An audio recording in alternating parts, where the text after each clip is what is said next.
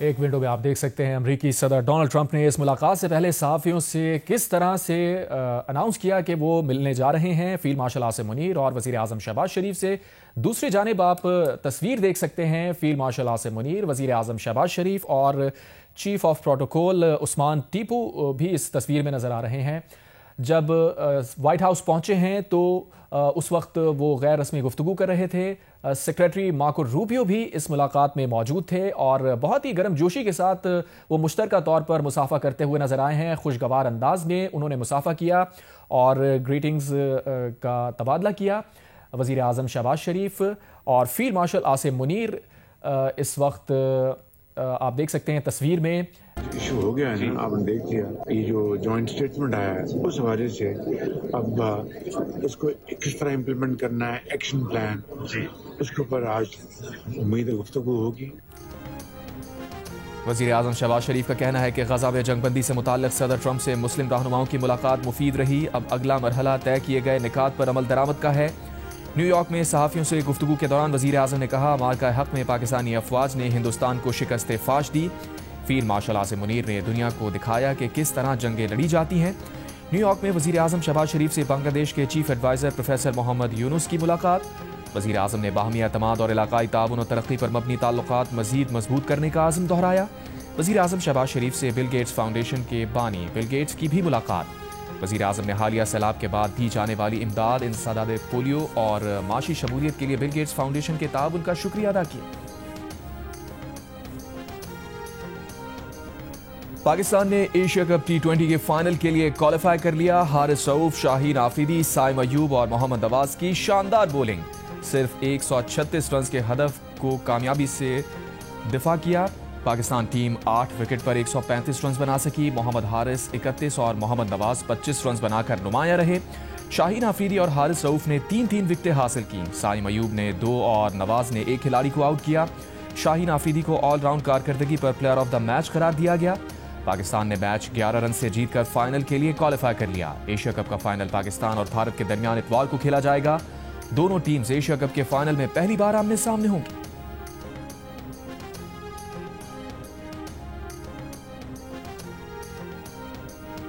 का खास तौर पे बलूचिस्तान में, मगर सिर्फ बलूचिस्तान में नहीं, पख्तूनख्वा में और दूसरी जगहों में भी जिस अंदाज से इसका फॉल ऑफ काबुल के बाद इजाफा हुआ है वो क्वांटिटेटिवली आपके सामने है। भारत इस बात को छुपाता भी नहीं है कि वो माली मदद मखसूस दहशतगर्दी के तंजीमों को पहुंचा रहे हैं। ये इशू को हम आलमी सतह पे भी रेस कर रहे हैं। कोशिशें जारी हैं कि इसको पाकिस्तान के अंदर भी एड्रेस किया जाए। पीपल्स पार्टी के चेयरमैन बिलावल भुट्टो जरदारी का कहना है कि अफगानिस्तान में तालिबान के आने के बाद बलूचिस्तान और खैबर पख्तूनख्वा में दहशतगर्दी में इजाफा हुआ। भारत भी दहशतगर्द गिरोहों की माली मदद को नहीं छुपाता। ये मामला आलमी सतह पर उठा रहे हैं। पूरा पाकिस्तान सऊदी अरब के साथ दिफाई माहिदे का खैर मकदम करता है। कराची में सहाफ़ियों से गुफ्तगू के दौरान बिलावल भुट्टो जरदारी ने कहा, सैलाब से पंजाब और खैबर पख्तूनख्वा में तारीखी नुकसानात हुए। वो विफाक पर तनकीद नहीं कर रहे बल्कि दरख्वास्त कर रहे हैं कि सैलाब मुतासरीन की मदद के लिए आलमी सतह पर बात की जाए। बिलावल भुट्टो जरदारी की सैलाब मुतासरीन की मदद पर पंजाब हुकूमत की तारीफ, साथ ही कहा कई जगहों पर मदद नहीं पहुंच पा रही। जनूबी पंजाब के लोगों का कसूर क्या है? बेनज़ीर इनकम सपोर्ट प्रोग्राम से उनकी मदद क्यों नहीं की जा रही?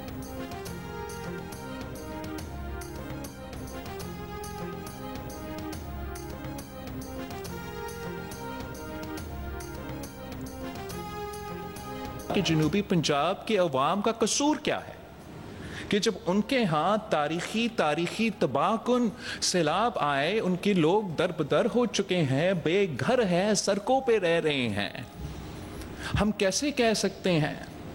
क्या हम अपने अना की वजह से या पता नहीं क्यों ये फैसला किया गया है वफाकी हुकूमत की तरफ से, उनको अपना पॉलिसी पे नज़रसानी करना चाहिए और बेनज़ीर इनकम सपोर्ट प्रोग्राम के थ्रू सपोर्ट दिया जाए।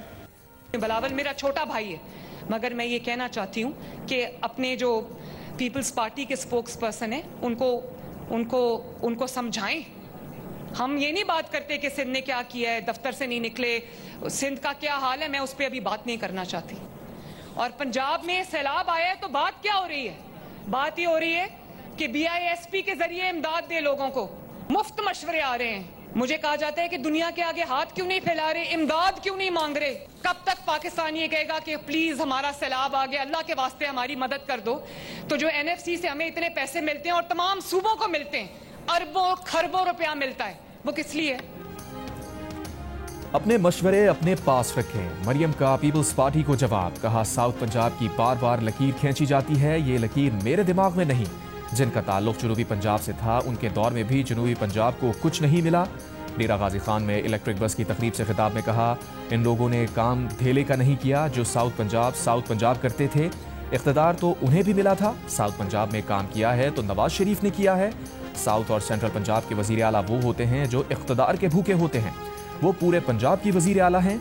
जैसे माँ अपने बच्चों में तफरीक नहीं कर सकती, वो पंजाब में तफरीक नहीं कर सकती। वो सूबे की तरफ उठने वाली उंगली तोड़ देंगी। मरियम नवाज ने कहा कि उन्हें कहा जाता है कि दुनिया के आगे हाथ क्यों नहीं फैला रहे, इमदाद क्यों नहीं मांग रहे। वो नवाज शरीफ की बेटी हैं, इमदाद के लिए हाथ कभी नहीं फैलाएंगी। सैलाब ज़दगान को बेनज़ीर इनकम सपोर्ट प्रोग्राम के जरिए इमदाद देने के मुतालबे पर मरियम नवाज ने कहा, जिसका लाखों का नुकसान हुआ उसका BISP के 10,000 रुपए से क्या होगा।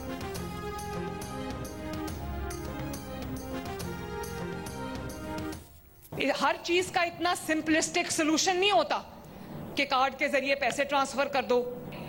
बड़ा सिंपलिस्टिक सोल्यूशन ढूंढा है कि BISP के जरिए 5-5, 10-10 हज़ार रुपया लोगों को दे दो। 5-5 जिसका लाखों का नुकसान हो गया, जिनकी फसलों का नुकसान हो गया, वो बेचारे 10-15 हज़ार रुपए से क्या करेंगे? उसका BISP के 10,000 रुपए से कुछ नहीं बनेगा। वज़ीर मुमलिकत बराए ख़जाना बिलाल अज़हर कियानी ने chairman Peoples Party Bilawal Bhutto Zardari और वज़ीर आला पंजाब मरियम नवाज के बयानात पर बात करते हुए कहा है कि इस तरह का मुकालमा आइडियल नहीं है। उनके ख्याल में ना पहली प्रेस कॉन्फ्रेंस शायद इस तरह होनी चाहिए थी, ना उसके जवाब की ज़रूरत होनी चाहिए थी। ये होता तो बेहतर होता। हमारा इत्तेहाद बहुत मजबूत है। पीपल्स पार्टी के आगा रफ़ीउल्लाह ने कहा, वो बिलाल अज़हर कियानी के तर्ज़ अमल को सराहते हैं। नून लीग ने पीपल्स पार्टी से किए गए मुआहदे पर अमल नहीं किया।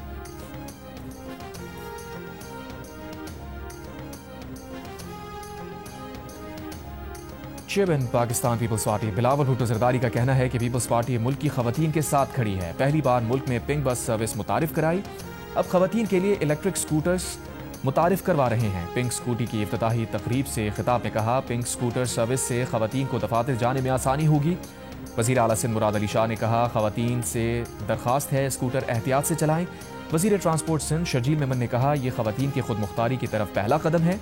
पिंक बस के बाद अब पिंक स्कूटी और पिंक टैक्सी सर्विस भी शुरू होगी।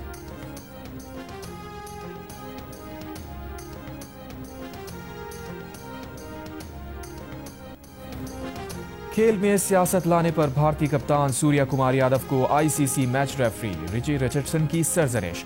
पाकिस्तान क्रिकेट बोर्ड की शिकायत पर सूर्या कुमार यादव को समाअत के लिए बुलाया गया। भारतीय कप्तान ने गलती का एतराफ़ किया। ज़राए का कहना है कि PCB ने समाअत के दौरान सूर्या कुमार के खिलाफ मुखालिफ दलीलों के अंबार लगा दिए। ICC ने दोनों तरफ का मौक़िफ़ सुनकर समाअत मुकम्मल कर ली। केस का तफसीली फैसला आज सुनाया जाएगा।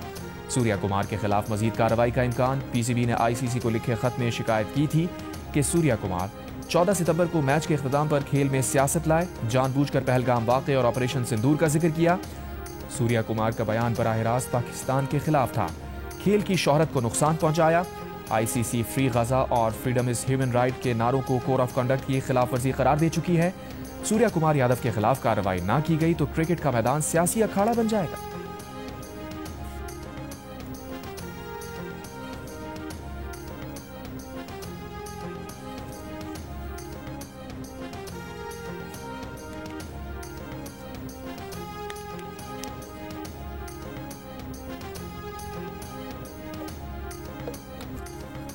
उल्टा चोर कोतवाल को डांटे। भारत ओछे हथकंडों से बाज ना आया। कुछ ना मिला तो पाकिस्तानी खिलाड़ियों के अंदाज को ही इशू बना डाला। हारिस रऊफ और साहिबजादा फरहान के खिलाफ शिकायत लेकर ICC पहुंच गया। BCCI ने साहिबजादा फरहान के गन फायर सेलिब्रेशन अंदाज और हारिस रऊफ के जेट क्रैश के इशारे को इश्तियाल अंगेज कह दिया।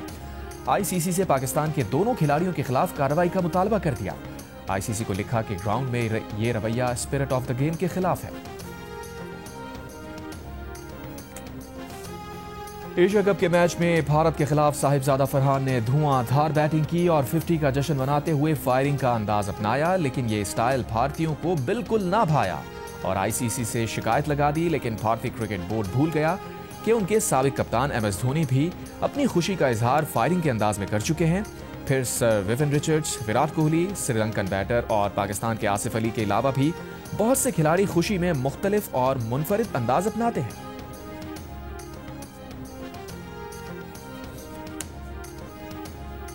रियासती हैसियत के मुतालबे पर मकबूजा लद्दाख में पुरतशद्दुद मुजाहिरों के बाद काबिज भारतीय सरकार ने कर्फ्यू लगा दिया। रियासती हैसियत की बहाली के मुतालबे पर जेनजी सड़कों पर निकली थी। मुश्तइल मुजाहिरीन ने हुक्मरान जमात BJP के दफातर को आग लगा दी थी। पुलिस ने मुजाहिरीन पर लाठीचार्ज किया था, मुजाहिरीन पर गोली चलाई थी। वाक़े में 4 अफराद हलाक और कई जख्मी हुए थे। भारतीय हुकूमत ने मकबूजा लद्दाख के रहनुमा सोनम वांगचुक पर इश्तियाल अंगेजी का इल्ज़ाम लगाया, जिसे उन्होंने मुस्तरद कर दिया। मोदी हुकूमत ने 2019 में मकबूजा कश्मीर की खुसूसी हैसियत के आर्टिकल 370 को मनसूख करके मकबूजा वादी को 2 हिस्सों में तकसीम कर दिया था।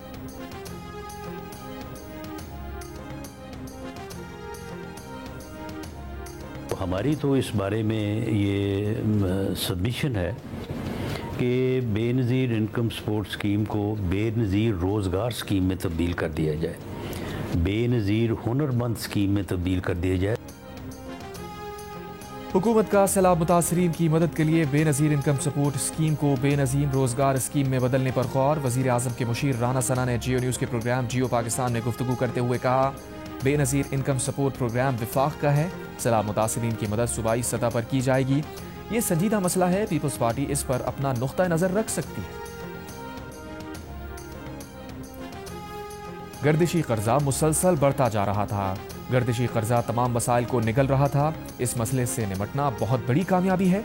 वज़ीर आज़म शहबाज शरीफ का पाकिस्तान में शोबा तवानाई के गर्दिशी कर्जे के खात्मे के मंसूबे की तकरीब से वर्चुअल खिताब। कहा, बिजली के शोबे में लाइन लॉसेस भी एक बड़ा चैलेंज है। अगले मरहले में लाइन लॉसेस के मसले पर तवज्जो दी जाए। वज़ीर आज़म का कहना था कि न्यूयॉर्क में MD IMF से मुलाकात में MD IMF ने पाकिस्तान की माशी बेहतरी की तारीफ की। वज़ीर तवानाई अवैस लगारी ने कहा कि अब तकरीबन 800 अरब रुपए का गर्दिशी कर्जा कम कर चुके हैं। आइंदा 6 साल में गर्दिशी कर्जा 0 पर लाने का हदफ है।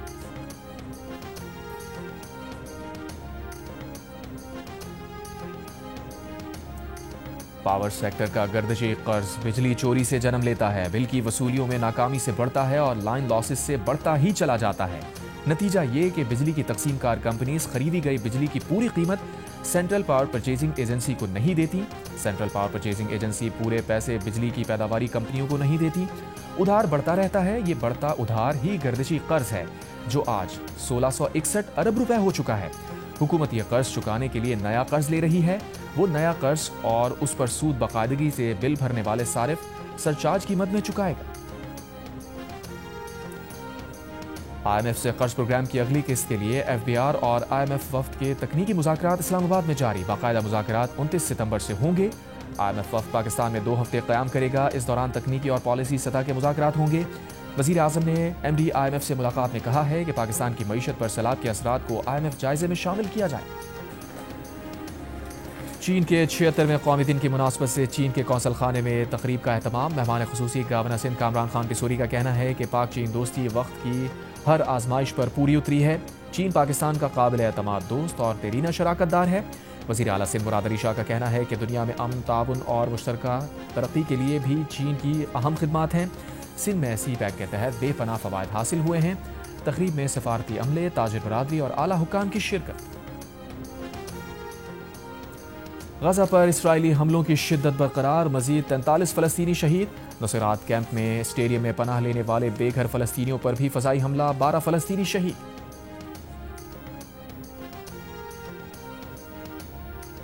साबिक़ फ्रांसीसी सदर निकोलास सरकोजी को 2007 में सदारती मुहिम के दौरान लीबिया के सदर मुअम्मर कद्दाफी से फंड्स लेने पर 5 साल कैद की सजा सुना दी गई। सरकोजी 2007 से 2012 के दौरान फ्रांस के सदर रहे। सरकोजी को 1 लाख यूरो जुर्माने की सजा भी सुनाई गई है। साबिक़ सदर ने कहा कि वो आखिर तक लड़ेंगे क्योंकि वो बेकसूर है। अमेरिकी रियासत कैलिफोर्निया में 25 मुल्जिमान ने दिन दहाड़े ज्वेलरी स्टोर से तकरीबन $1 मिलियन का सामान लूट लिया। पुलिस के मुताबिक 3 मुल्जिमान के पास बंदूकें थीं, जबकि दीगर के पास तोड़फोड़ के आलात थे। वारदात 22 सितंबर को की गई। और गुलकारा नाहीद अख्तर के मद्दाह आज उनकी 69वीं सालगिरह मना रहे हैं। सुरीली गुलकारा के मद्दाह उनकी वापसी के ख्वाहिशमंद।